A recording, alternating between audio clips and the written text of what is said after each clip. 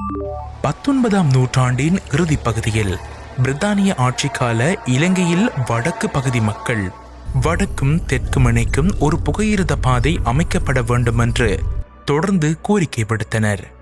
1891ஆம் ஆண்டு வெளியிடப்பட்ட யாழ்ப்பாண புகையிரத ஆணைக்குழுவின் அறிக்கை புதிய புகையிரத பாதை ஒன்றை அமைக்க வேண்டும் என்று பரிந்துரைத்தது. இந்த பாதை பொல்ஹகவெலையிலிருந்து குருநாகல் வழியாக யாழ்ப்பாணம் நோக்கி செல்லும் வகையில் திட்டமிடப்பட்டது. மேலும் இந்த பாதை கொழும்புடன் நேரடி இணைப்பை வழங்கும் வகையில் பொல்ஹகவெல சந்தியில் முக்கிய பாதையுடன் இணைக்கப்பட வேண்டும் என்றும் கூறப்பட்டது. 1892ஆம் ஆண்டு இந்த திட்டத்திற்கு அனுமதி வழங்கப்பட்டது. 1894ஆம் ஆண்டு பிப்ரவரி மாதம் 14ஆம் தேதி குருநாகல் வரையிலான புதிய பாதையும் திறக்கப்பட்டது. 1897 டிசம்பரில் வடக்கு புகையிரத பாதை அமைப்பதற்கான இறுதி அனுமதி வழங்கப்பட்டது. 1899 அக்டோபரில் இலங்கை சட்டமன்றத்தில் வடக்கும் கொழும்பும் இணைக்கும் புகையிரத பாதை அமைக்க அதிகாரம் வழங்கப்பட்டதாக அறிவிக்கப்பட்டது.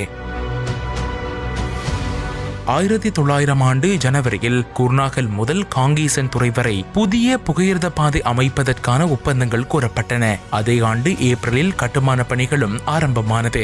1900ஆம் ஆண்டு ஜூலை மாதத்தில் காங்கேசன் துறை தொடக்கம் சாவகச்சேரி பகுதி யாழ்ப்பாணத்தையும் உள்ளடக்கி கட்டுமானம் தொடங்கப்பட்டது.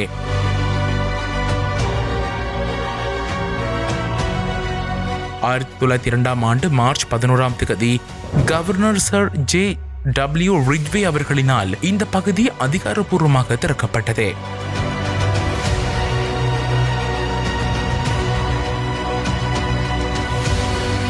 1902ஆம் ஆண்டு செப்டம்பர் மாதம் 5ஆம் தேதி சாவகச்சேரி முதல் பளை வரையிலான பகுதியும் திறக்கப்பட்டது.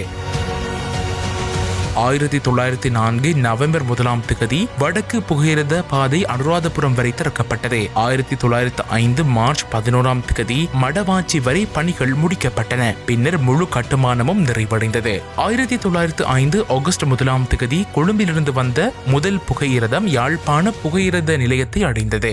அந்த பயணம் சுமார் 13 மணி நேரமும் 20 நிமிடங்களும் எடுத்தது. காங்கேசன் துறை முதல் வவுனியா வரை உள்ள ஒற்றை பாதையில் 16 நிலையங்களும் 12 துணை நிலையங்களும் இருந்தன. 1956 ஏப்ரல் 23ஆம் தேதி யாழ்தேவி எனப்படும் அதிவேக புகையிரத சேவை வடக்கு பாதையில் அறிமுகப்படுத்தப்பட்டது. இந்த சேவை யாழ்ப்பாணம் மற்றும் கொழும்பு இடையிலான பயண நேரத்தை சுமார் 7 மணி நேரமாக குறைத்தது. இந்த சேவை மிக விரைவாக வளர்ச்சி பெற்றது. யாழ்ப்பாணம் நாட்டின் 2வது பெரிய புகையிரத நிலையமாக மாறியது. யாழ்தேவி சேவை இலங்கையில் புகையிரத துறையின் மிக அதிக வருமானம் ஈட்டும் சேவையாகவும் இருந்தது. அந்த காலத்தில் தினமும் 8 பயணிகள் புகையிரதங்களும் 6 சரக்கு புகையிரதங்களும் யாழ்ப்பாணம் மற்றும் கொழும்பு இடையே இயக்கப்பட்டன.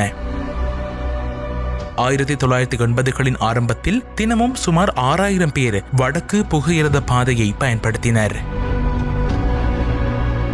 1983ஆம் ஆண்டு இலங்கையில் உள்நாட்டு போர் தொடங்கிய பிறகு வடக்கு புகையிரத பாதையின் நிலைமை மாறத் தொடங்கியது. வடக்கில் இருந்த ராணுவ வீரர்கள் இந்த பாதையை அதிகமாக பயன்படுத்தினர். இதனால் இந்த சேவை ஆயுத குழுக்களின் இலக்காக மாறியது. 1985 ஜனவரி 19ஆம் தேதி முல்லைத்தீவு மாவட்டம் முறிகண்டி அருகே புகையிரதத்தில் தாக்குதல் நடத்தப்பட்டது. இதில் 34 பேர் உயிரிழந்தனர்.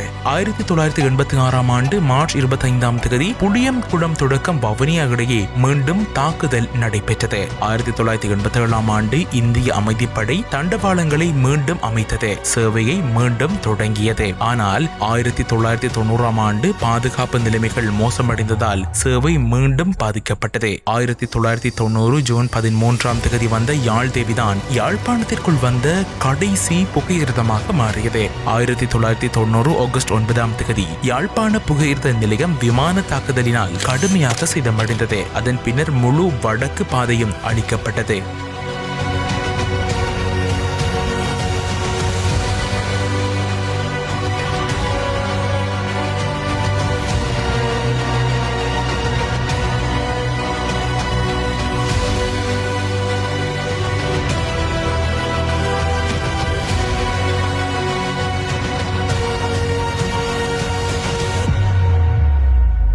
2009 மே மாதத்தில் போர் முடிந்த பிறகு வடக்கு புகையிரத பாதையை மீண்டும் அமைக்கும் பணிகள் ஆரம்பமானது. வவுனியா முதல் ஓமந்தை வரை பகுதி முதலில் மீளமைக்கப்பட்டது.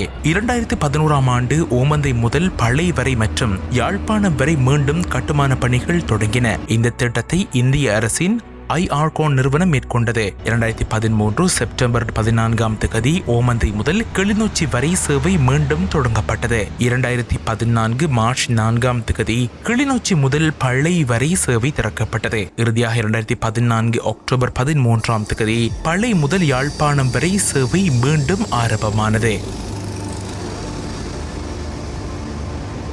இன்று யாழ்ப்பாண புகையிரத நிலையம் மீண்டும் செயல்படுகிறது. ஒரு காலத்தில் அழிக்கப்பட்ட ஒரு பாதை இன்று மீண்டும் உயிர் பெற்றுள்ளது. இது வெறும் ஒரு போக்குவரத்து சேவை அல்ல, இது மக்களின் மீளெழுச்சியின் அடையாளம்.